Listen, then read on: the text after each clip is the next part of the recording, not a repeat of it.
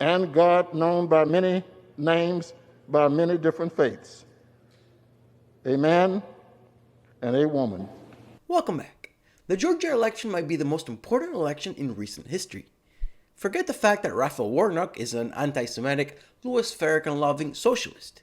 If the Democrats take hold of the Senate, everything will change. Our society will change. Your language will change. Not even your prayers will be safe from becoming gender neutral. You don't believe me? Let's get into it. The U.S. House of Representatives began a new session on Sunday. Representative Emanuel Cleaver of Missouri opened the session with prayers. At the end of the prayer, he added the usual, Amen. And then he added the unusual, a woman. Seriously, check it out. We ask it in the name of the Monotheistic God, Brahma, and God known by many names, by many different faiths. Amen and a woman. Amen in Latin means it is so, which comes from the Hebrew word amen, which means truth. But these people, they're so uneducated, they can't even be bothered to look it up. They're so conditioned to whenever they hear man, misogyny, we gotta fix it, we gotta put woman. What's next? Oh, I know what's next. I don't feel good. I think I'm going through womenopause. Or maybe I'm just women's trading. So that's a really nice way for the 117th Congress to start. Then we had Debbie Wasserman Schultz of Florida talking about the Committee of Fairness and Growth that will address economic inequality. Okay. And inequity. Not okay. Whenever the Democrats talk about inequity or equity, they're talking about equity of outcome, meaning you and I have to end up with the same no matter what, meaning communism.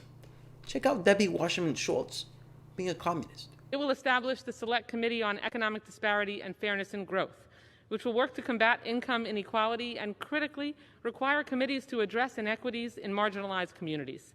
I recently proposed the creation of an advisory panel on equity and justice in federal spending. So I'm pleased that this package recognizes the need to dismantle the effects of systemic racism and creates a process to address intractable inequities. As a longtime proponent of diversity in hiring, I'm glad we are making the Office of Diversity and Inclusion permanent. And I'm also pleased that the rules exempt climate legislation from budgetary restrictions, clearing the way for ambitious federal investments to combat climate change. As an appropriator, I'm eager to deploy the power of the Appropriations Committee to fight climate change and work towards environmental justice. Finally, I applaud the inclusion of gender-neutral language that embraces— I had a minute and a quarter, Madam Speaker. Gender-neutral language— Gentlelady's time's expired. 30 seconds. Thank you very much. Gentlelady's recognized. Thank you, Madam Speaker. Finally, I applaud the inclusion of gender-neutral language that embraces all gender identities and reflects that this chamber is not just a man's world anymore. Now, I'm not surprised that the left wants communist law. In fact, I expect it. This week, the New York Times printed an article talking about the goods of communism, specifically the goods of the Chinese Communist Party. Seriously, let's read. The New York Times. In a topsy-turvy pandemic world, China offers its version of freedom. Surveillance and censorship bolster Beijing's uncompromising grip on power. But in a country's cities and streets, people have resumed normal lives. Oh, okay, so it's all worth it, I guess. This is all fluff. Here's where it gets going. China's freedom of movement comes at the expense of nearly every other kind. The country is about the most surveilled in the world. The government took extreme social control measures at the beginning of the outbreak to keep people apart, approaches that are beyond the reach of democratic governments. There are actually a lot of parallels between how Chinese governments treat a virus and how they treat other problems, said Howard Chow. It's kind of a one-size-fits-all approach, just completely take care of the problem. So when it comes to a virus, maybe that's not too bad a thing. When it comes to certain other problems, maybe not such a good thing. Oh, you think so? Then more fluff about Mr. Chow, and then more compliments for China. Mr. Chow said that the people he met in China were perplexed and incredulous that the United States' daily infections were so high. They rolled their eyes and were like, how is it even possible? Because, we don't have dictators that can shut everything down. People have freedom here, and it's good that way. Of course, the Chinese government is eager to help the world forget that it silenced those who tried to warn the world in the early days of the outbreak. Oh, well, a little jab at China, thank you. But there's no denying that China's success in containing the outbreak burnished Beijing's image, especially when compared with the failures of the United States. China good, United States bad. It has given the currency to the so-called China model. No, it hasn't.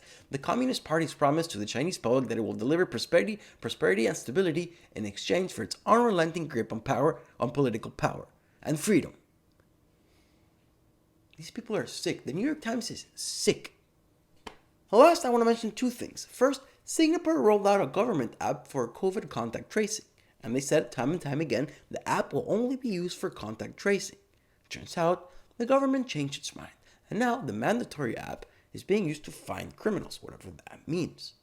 The lesson here is, never give the government more power, even in times of emergency, because they will never relinquish it. And in fact, they might just expand on it. The second thing I want to talk about is Campbell Harris. She got exposed being a big fat phony. Turns out, she got caught plagiarizing a personal story from MLK. In an interview with Elle magazine, Campbell told a personal story about when she was a toddler. She was at a protest with her mother, fussing about, and her mother said, "What do you want, baby?" And she said, "Freedom." Turns out, that's fake news. The real story is that Martin Luther King was at a protest and he saw a white cop approach a mother and a daughter, and he asked the little girl, "What do you want?" And she said, "Freedom." And she couldn't even pronounce it correctly. Campbell Harris, you're a phony. A big fat phony. You're a phony! Hey, this guy's a great big phony! That's right, you're a big fat phony! But I guess it makes sense that plagiarizing Joe chose plagiarizing Kamala to be his vice president. So yeah, if the Democrats take the Senate, it's gonna get real communist up in here. So what do you think? Are people going crazy with the whole gender language thing? And is Campbell Harris a big fat phony? Comment down below. Thank you for watching. Like, subscribe. It's free. See you next time. A man and a woman